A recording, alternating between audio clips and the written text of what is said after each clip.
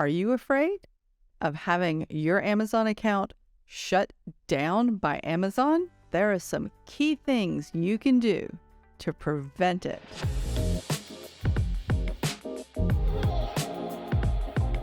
Welcome to AMZ Unlocked. I am Kimberly Locke, and today we are going to be talking about how to prevent having your Amazon account suspended or terminated by Amazon. Now, these are some very important lessons, so don't jump away. Stay with me to the end. You don't want to miss any of these because you want to insulate and protect yourself from having this happen to you.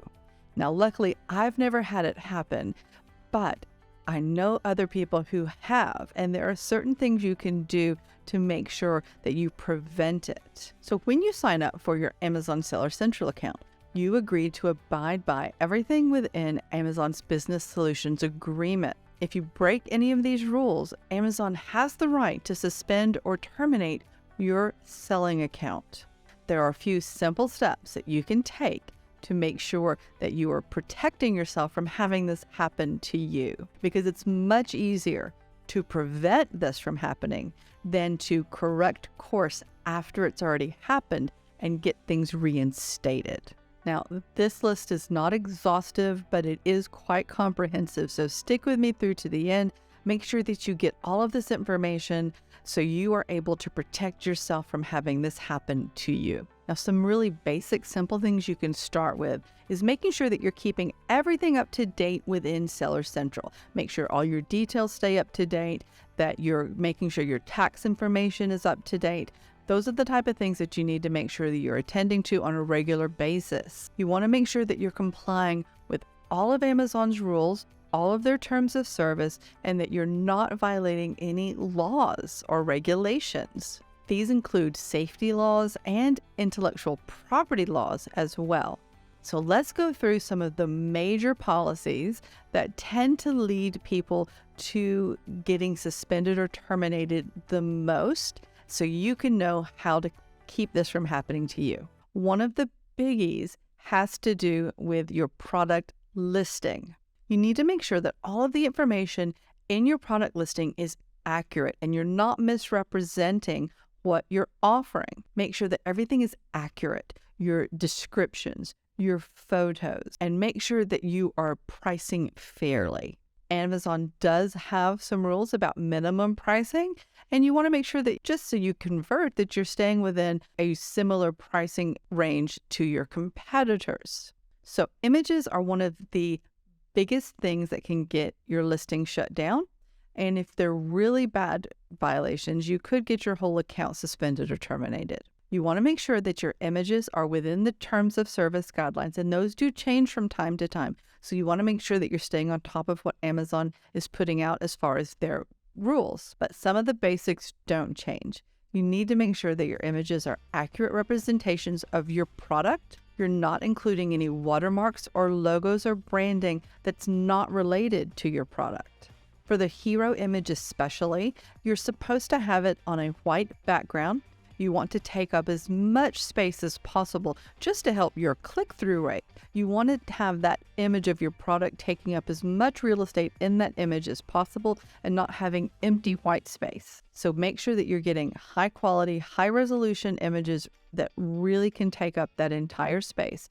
1000 by 1000 pixels is the minimum, but just for the best quality and the best shopping experience when people are zooming and scrolling over your image to get a zoomed in picture of it, I recommend at least 2000 by 2000. And if you can do 5000 by 5000, even better.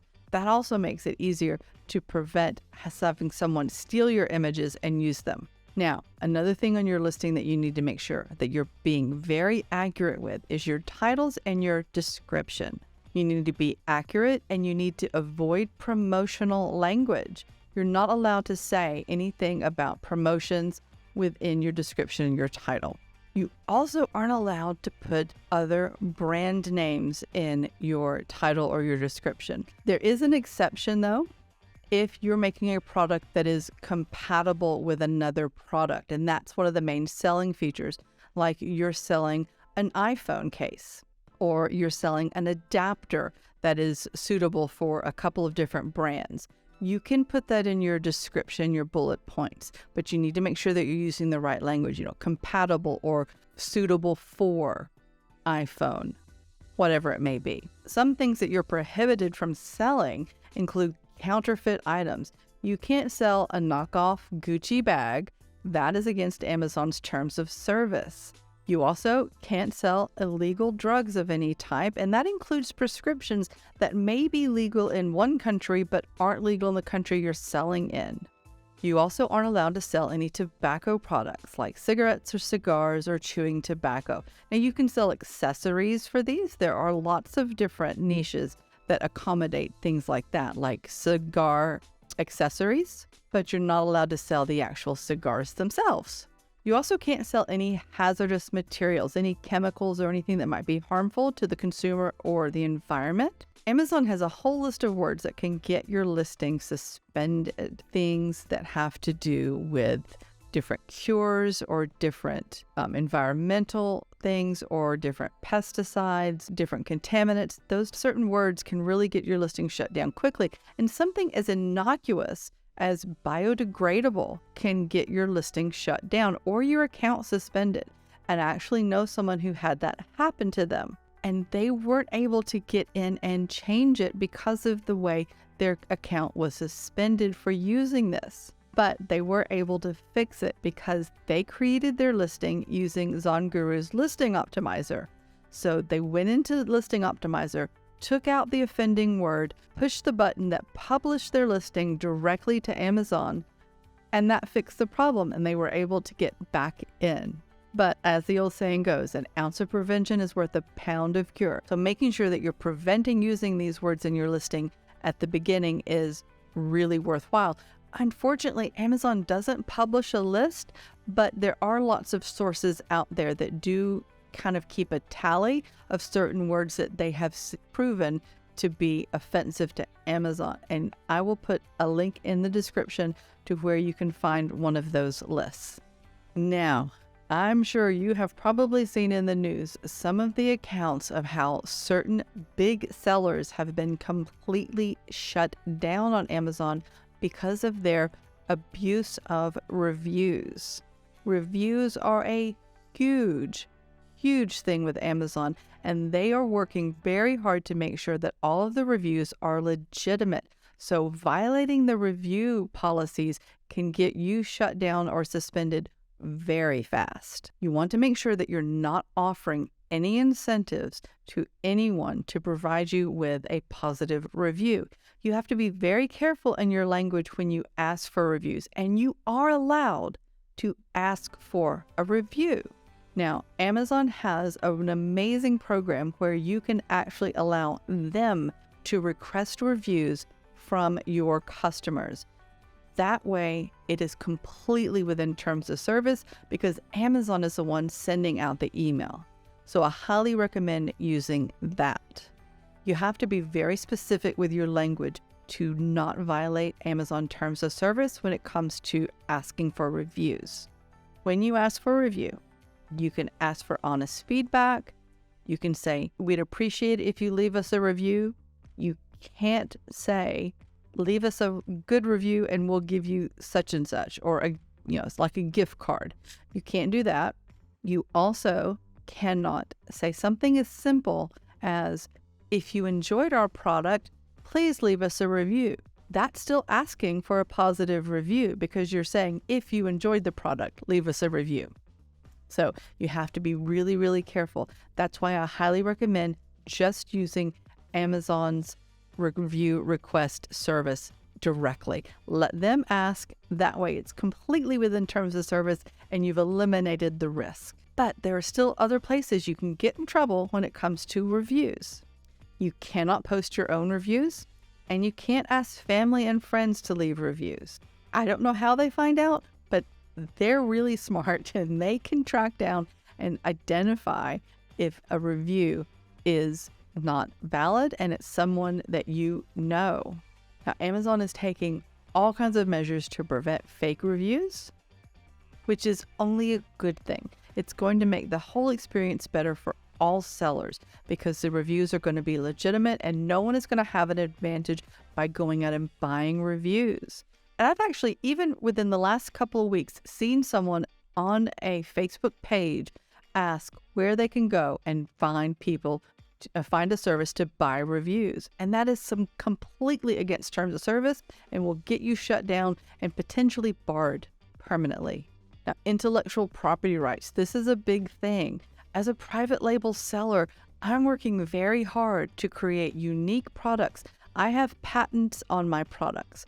I make sure that they're completely unique and no one else has them, so no one else should be selling them. But then I don't want anyone stealing my ideas. So I need to make sure that I have brand registry. Having brand registry has a lot of benefits available to it.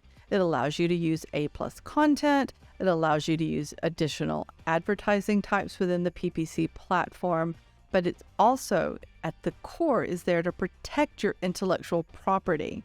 Now, to qualify to have your intellectual property protected, you need to have your trademark registered in the country where you're selling. So, as you know, I live in Australia, I sell in the United States, and I sell in Australia. Now, I very easily could have just gotten my trademark in Australia, gotten brand registry, and had it on both marketplaces. But if I encounter an IP violation in the United States, and I don't have that trademark in the United States, Amazon won't defend me. Amazon won't issue those protections for my United States account. So I actually have trademarks in both countries, so I'm completely protected, and that way I don't have to worry about it. Another tool that Amazon has put together that is helping protect third-party sellers against IP violations is their counterfeit crimes unit. So the counterfeit crimes unit is actually they're fighting counterfeit products being sold on Amazon. You can't be selling a knockoff Gucci bag and say it's Gucci and get away with it. Another area that you might not think about that could get your account suspended or terminated has to do with shipping and fulfillment. If you're fulfilling your own products, you're selling FBM, fulfilled by merchant, you have certain rules and regulations you have to comply with to meet Amazon standards. They will dictate how quickly your products need to be shipped. They also dictate how you handle returns, and they also have rules in place for providing tracking information. The easiest way to prevent these issues is to sell fulfilled by Amazon. Now, I know that's not always possible, so sometimes, especially in the holidays, it's really useful to have that backup listing fulfilled by merchant in case you're not able to get your inventory into Amazon, or if the inventory limits have prevented you from keeping enough in stock, and that way you have something in a third-party logistics warehouse that can fulfill for you. But if you're doing that, you need to make sure that you're aware of the rules and how quickly you need to be able to ship things so you're meeting the standards that Amazon has set for the customers. So how do you protect your business? The easiest thing you can do is make sure that you're staying up to date on the changes that are being put out by Amazon. To do this, there are a lot of different ways. You can make sure that you're checking the Amazon policies before you make any changes to your listing. You're making sure you're reading all the notices that come out from Amazon, because they will let you know when they're making policy changes. And there's also some really great blog sites, and I'll put a link in the description of a few of them where you can go to get some good, valid information to help you stay on top of what's changing in the Amazon landscape. You can also use the tools that Amazon has provided for you. Use the Fulfilled by Amazon process. Let them take care of a lot of those issues with shipping and fulfillment and customer service and returns. You can also stay on top of the quality of the listings with your product quality dashboard. And just make sure you're monitoring your account. Just logging in daily to the dashboard will let you see a lot of notices that are coming up. Make sure you're responding to buyer communications within that 24-hour window. Amazon is not a set it and forget it business, no matter what you've heard from other sources. It is a real business that you need to be managing. It is not passive income. It is a business that needs your hands in it. Not necessarily hours and hours every day, but you do need to be keeping up with different things. You need to have a plan, a method in place for how you're going to monitor all of these different things that could pop up and could be detrimental to your business. Make sure you're responding to Amazon notifications and requests for more information in a timely manner. If they're telling you you need to update something, go update it. And when all else fails, if something happens unforeseen and you get suspended or terminated, there are professional services out there that can help. I hope this has been helpful. I hope this has given you the knowledge you need to prevent getting your account suspended or terminated by Amazon so you can have a successful Amazon business and build that asset that is going to lead you to the financial freedom that you're after. If you have gotten value out of this, don't forget to hit the like button and subscribe. And don't forget to ring the bell so you get notified of future videos like this one.